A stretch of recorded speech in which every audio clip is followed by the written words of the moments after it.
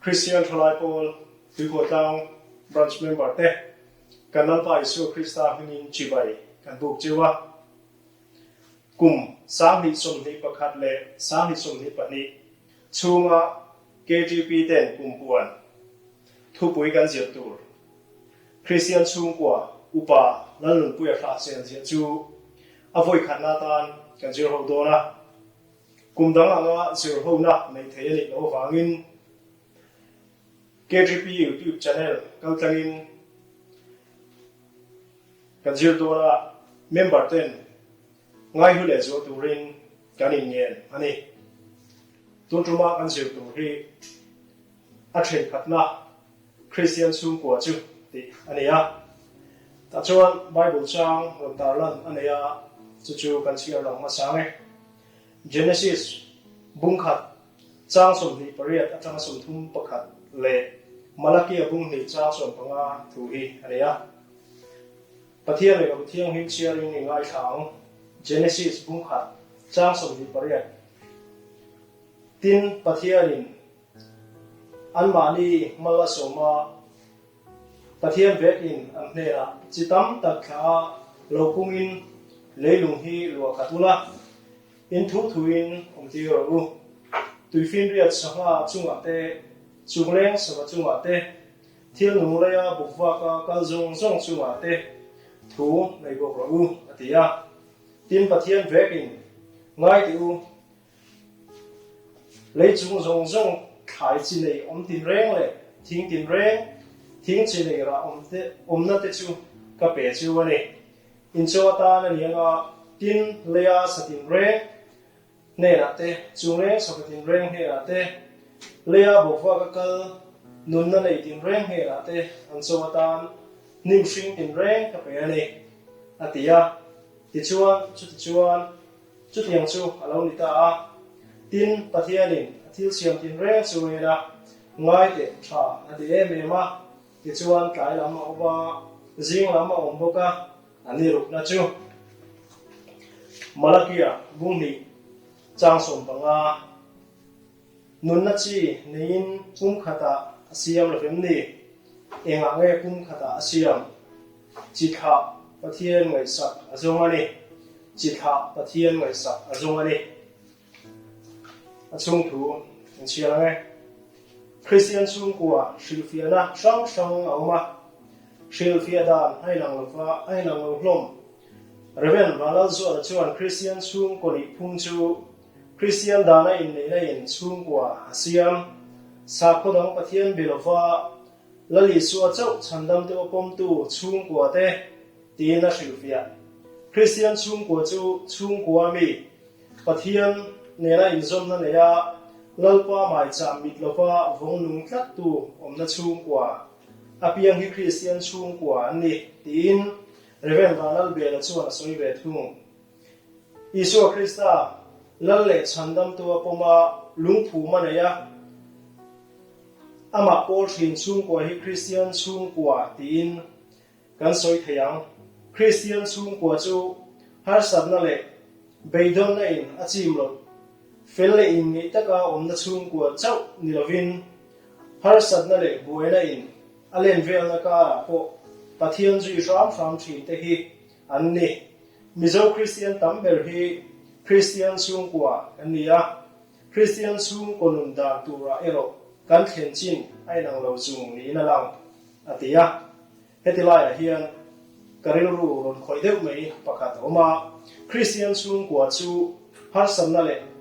buena in achim lo felle in ngei taka omna chung kwa chau ni lavin te he le ya he hen ru tamta akai peng thei ve a chu bang chuan Christian chung kwa le wang hian kan hlim reng lova har san na kan to lo ani lova hetilaya soyang hian khipui le ro pui na nam sok kwa ngit taka pathian bel tat te hi Christian chung kwa ngit ta anni in ka ria chu kan soi bel lok du ani chung kwa hi pathian in angai pui mo a alal na chung kwa din adua Adam ala evi te chung kwa atanga train chung kwa bokena to ani mi hring le chung ko to bul Bible in min sil chiang le a mi hring siam sak chu Eden huana ada nupa siama chung ko adin saka chung ko kal mang fel tak ti lo tur ei lo tur te asila malasoma akom lim thrin chung pom chan pakhat na chi tha pung turin chi tam ta kha lo pungin leilung hi lo khat ro tin chi tha mal som na apeya pathian in ram zau nan chi tha pung turin chung kwa adin kan ti thayang pathian ngai sa chuang si lo chi tha rengot ngai tua le vio rengot hi pathian thil tu mani lo khove zong hi lalpara mali theinan Christian chung kwa din tu ra le sarkar le mi then khatin fanei tlem an soi moi fo India ram ngai tu chuan atul na la ya umang mizo nam tan chuan adik ve thei don em ni changkan na hi tlem le tama en khat lova pathian thu hi kan nam choi kang tu mari zo pathian thuwa kan mu dan le mizo kan pun chak lo dan ngai tuin chi tha ko nga hian chon la le chuan ngai ni la lang min chim tu ten fanei tlem atum si lova keini kan in re bun mai chuan nam dang puta kan khu lu hun ong thei ring lo mi ring tu siam hi ana mei lo le a pian pun hi ring tu siam na ol samaria pathian thuwa azom na le chakna king tu wa ne alam ti le a ring lo mi siam hi na mei ani lo fa pian pun hi ring tu siam na ol sam takani aram tia he thil hi ka ngai tua adikle in ka sia missionary tam tak kan tira kum khata kente ring tua anon siam thina ni nima sela he tilaya kan ngai tua le kan sia tangin mizorama no pangpiang tam tak anoma chu Christian anon ni ngal thin ani chuan ani wang chuan pian pun hi kan soi fia lua pian pun hi apoi mo ne ni in ka sia chu chuan pathian ram zong nan na sa takin min pui ani apahina sia chun zomang in ran pui ton tur mishing hi maria om thei kanam lofa midang mo fek kan ni mi pui om khom kara chuan in ran pui harbuka chu wangin mamo in phusu ton tur tokin pathian in chung ko adin in chung khora ti tur oma piang ti le in ran pui ton hi chung ko member ti tinte mo purnani chung ko luber krista anianga adota chung ko pa nuina dot le in nuwa fate hanomang pa berin pathian du danin ro re langa anzui turani pa ber hom to lo chuan nu thu noi turani hok chuak tu ber kan ni poin ro re na chu nu le pa put ani ti hriaila that lai ti sen lum lai le kan sa wang lai hian chung ko ta na tangkai hi kan ti tu poi mo tak ani atula piang thok thei Christian thalai li hi rongbo na lu tak atling midang te tran ta na mal som na ni dan hi chung ko atanga kan zir thiam masa alisia chung ko in min ma mo na apia la ahun te ara thin anti angin mamo na ti lo tling tu ni tumila tarle no pangluwa ta an mamo ti lo tin sak thin chung ko chu kan phai na lai apia in dom kang to na in rat pui to na in ngai sak tur kan ni arom ti le a heti lai po hian chung ko lu ber chu Krista ania adota pain ti chuan pain Krista du zong la ri so du zong atinga chu an pui fanal ten an zong tur ani ti ang deu ania chu poi mo ka tia tin midang te ta na mal som na ni chung ko tanga kanin sir thiam na masa ali a chu aram ta rang boka hi apoi mo ka ti le boka thlai ro te poin hi chung ko tang kan zir chu hi midang te ta mal som na ni ang ti hi kan zir chiam apoi mo in ka sia tin kan bel le hek du chu Christian chung của hi nu le pa ni nuwa din tu mai chuan nula tlangwal kan ni lai Christian chung của din hi thil poimo to kho pani ka se boka chu kan lam tar la tel du ani apathum na chia chun so ma pathian ram din pathian in nu pa siam chan ege ni pum khata siam chi kha pathian ngai sak jong pathian ngai sak azong ani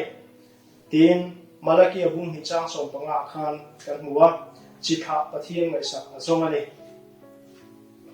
pathian thil tum chu siam that na tho a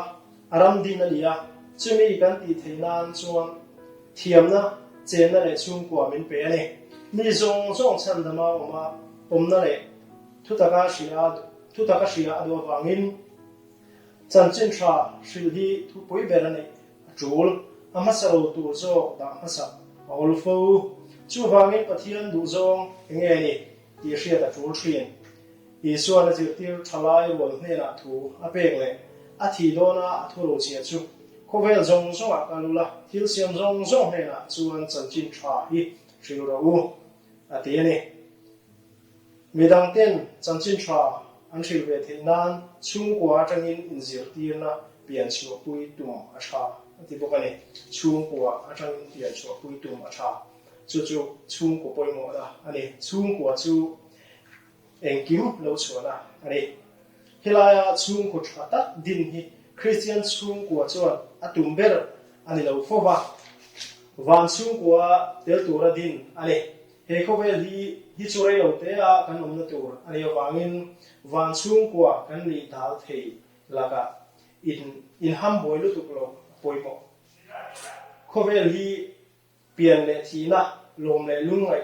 hlim le boina in phanvel kara heya har san le boina te namsuk chok thim ma se lungphum krista nei tu chu a nging ve ngai lo khovele achung om zong zong siam tu khovele achung om zong zong siam tu ang chunga hi a thamon kha ka a hlua a himom boka chatuan kong ali awangin Christian chung ko din hi tumber nei lo phalchi ani lo arang tini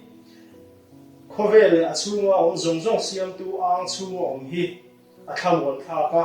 a hlua a himom boka chatuan nun kong ali awangin Christian chung kwa hi Christian chung ko din hi tumber nei lo phalchi ani lo arang tia tin hetilaya khan he khovel chung ko thatak din hi Christian chung ko tumber nei lo ka van chung ko til tura chanla apoimo ani thawti boka he chung ko chu ral le me tur ani omlo le me tur ani van chung ko ero chu chatuan an na ania chu wang chu ani van chung ko til ngei tura kan chung ko hroi lu thei tura kan chanka apoimo ani Christian thalai pote van chung ko hroi lu tu Christian thalai kan ni em ti hi kan in chu por kan in zir athain ka shria ka kan zirlai ila kan han tiri te kan zirlai ila ko tu chu ari abu chung thuin soi ho tur ron ta lama kan sia chu nge pakhatna Christian chung ko tha ni tura mason kan ngai na lai soi se panina faneza chungchang sarkar ngai dan le ko than in zir tir na hi engtianga kalpui chi nge niang pathumna Christian nilo chung ko thatak tak anom thosia enge Christian chung ko tha din chu atul na niang palina Christian chung kwa atanga piang ni lomom zia soho ni se tipok ani tantu pui zir hote alban kan sa ta ma min som sa se amen